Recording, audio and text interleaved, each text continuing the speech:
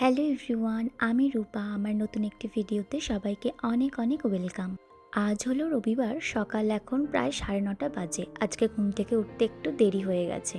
বাইরে বেরিয়ে দেখলাম আজকেও আকাশের মুখ ভার, রোদ বেরায়নি।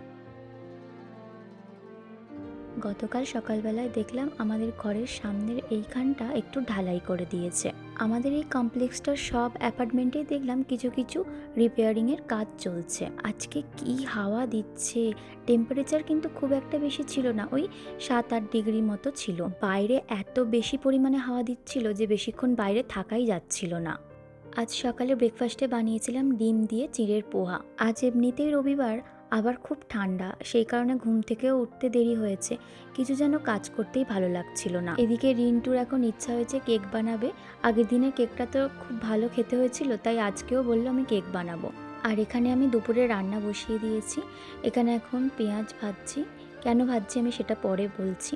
আর পাশেই বসিয়ে দিয়েছি মুসুরির ডাল। আজ রবিবার হলেও দুপুরের খাওয়াটা আমি একদম সিম্পল রেখেছি। ভাবলাম দুপুরবেলার খাবারটা একটু সিম্পল খাই, রাত্রিবেলা কিছু একটা স্পেশাল করে বানানো যাবে। আর এইদিকে ভাতের চালটা ধুয়ে আমি কিছুক্ষণ ভিজিয়ে রেখেছি। এখানে চিকেনটা ফ্রিজ থেকে বের করে রেখেছিলাম যে রাত্রিবেলা কিছু একটা বানানো যাবে।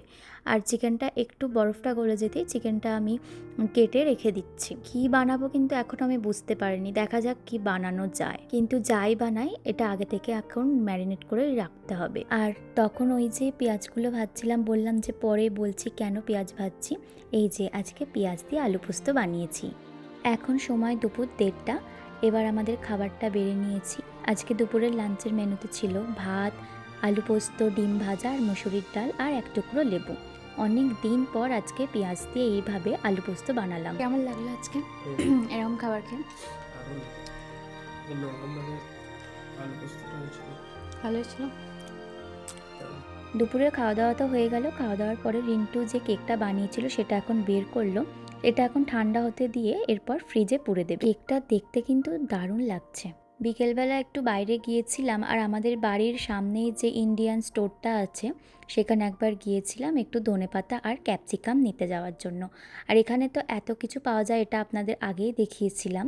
এখানে সব রকম পাওয়া যায়, মানে সব রকম সবজি, চাল, আমাদের যা যা খাবার জিনিস থাকে সবই পাওয়া যায়। সব পাওয়া গেলে কি হবে, কিন্তু এখানে দামটা একটু বেশি নেয় অন্য দোকানের থেকে। তবে জানেন তো, বাড়ির সামনে এরকম একটা ইন্ডিয়ান স্টোর থাকায় আমাদের ভীষণ সুবিধা হয়। মাঝে মাঝে ঘরে কিছু না থাকলেই একবার টুক করে এখান থেকে এসে নিয়ে চলে যাই।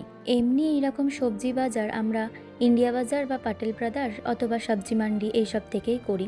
আর এখানেই খুব বেশি দরকার হলেই, যেমন আজকে ক্যাপসিকাম আর ধনেপাতাটা খুবই দরকার ছিল, বাড়িতে ছিল না, আজকেই দরকার, তাই একবার এখান থেকে কিনে নিয়ে বাড়ি চলে এলাম। এতে বাইরে বেরিয়ে আমাদের হাঁটাও হলো আর জিনিসটাও কেনা হলো। বাড়িতে চলে এসেছি। ওই যে দুপুরবেলা চিকেনটা বললাম কিছু একটা বানাবো, ভেবেছি আজকে চিকেন হরিয়ালি কাবাব বানাবো। সেই কারণে দুপুরবেলায় খেয়ে দিয়ে উঠে চিকেনটা ম্যারিনেট করে রেখেছিলাম। এখানে পেঁয়াজ আর ক্যাপসিকামটা কেটে নিয়েছি। আজকে একটু চিকেন হরিয়ালি টিক্কা কাবাব বানাবো। এইদিকে স্টিকের মধ্যে চিকেনগুলো একেবারে রেডি করে রেখে দিয়েছি। আজকে এটা ওভেনে বানাবো। ওভেনটা আমি প্রিহিট হতে দিয়ে দিয়েছি। এই যে এদিকে কাবাবটা হয়ে গেছে। 400 ডিগ্রি ফারেনহাইটে 18 মিনিটের জন্য দিয়েছিলাম। মাঝখানে 10 মিনিট বের করে একবার উল্টে পাল্টে দিয়েছি। আজ রাতের আমাদের ডিনার হলো এই যে চিকেন হরিয়ালি কাবাব, সাথে আছে ধনেপাতার চাটনি। এই যে খাবার নিয়ে বসে পড়েছি। এখন প্রায় রাত 8টা বাজে। তো চলুন আজকের ভিডিওটা এখানেই শেষ করছি। ভিডিওটা কেমন লাগলো অবশ্যই জানাবেন। ভালো লাগলে একটা লাইক করে দেবেন। ধন্যবাদ।